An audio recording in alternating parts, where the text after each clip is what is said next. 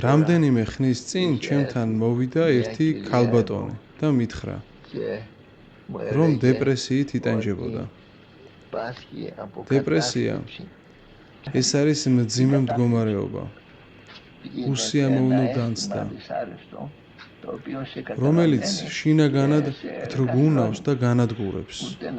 ვეღარ აზროვნებ. თითქოს ფიქრობ, მაგრამ სინამდვილეში მხოლოდ ერთი რამ გიტრიალებს თავში. გგონია, რომ ღრმა და სერიოზული აზრები გაქვს. მაშინ, როდესაც რეალურად ერთი იდეის ტყვე ხარ.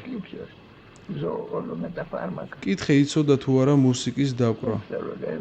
მიპასუხა, პიანინო მაქვს, მაგრამ დეპრესიის გამო ყველაფერი მივატოვე.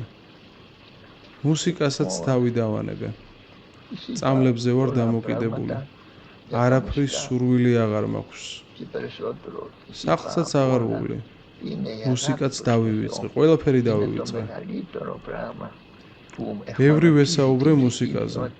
ვუთხარი, რომ ყველაფერზე მაღლა დგას ღვთის სიყვარული.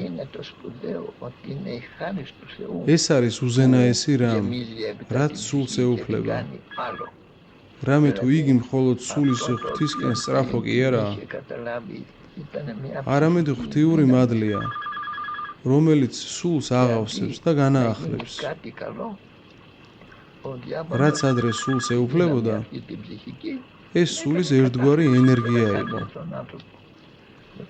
და ნაცვლად იმისა, რომ მისგან რაიმე სიკეთე შობილიყო, ეშმაკმა იგი მტანჯველ დეპრესიად აქცია.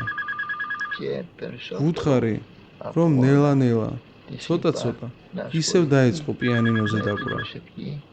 და რაც მთავარია, ელოცა, ეცადა, რომ შეეცნო და შეყვარებოდა ქრისტე. დეპრესიისა და ყოველგვარი ბოროტების მთავარი მიზეზი, როგორიცაა უმოქმედობა, სიზარმაცე, აპათია და ამასთან ერთად უამრავი ფსიქოლოგიური სირთულე, რომელიც გვაწამებს, არის ის, რომ ადამიანში ძალიან დიდი ადგილი უჭირავს საკუთარ მეს, ეგოს.